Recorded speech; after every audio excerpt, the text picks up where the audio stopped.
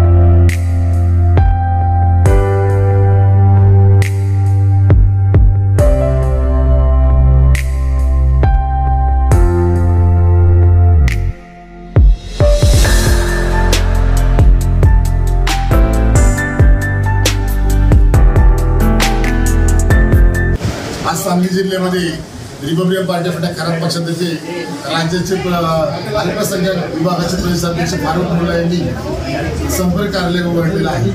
या माध्यमातून दलित वंचित शोषित समाजाला या कार्यालयाच्या माध्यमातून त्यांचे जे प्रश्न आहेत ते सोडवण्याचे ते स्वतः इथं बसून प्रयत्न करणार आहे। त्यामुळे या कार्यालयाचं उद्घाटन आज माझ्या हस्ते होणार होतं आणि ते उद्घाटन आज झालेलं आहे, तुमच्या माध्यमातून जाहीर करत आहे। त्यासाठी मी या सांगली जिल्ह्याच्या दौऱ्यावर आलो।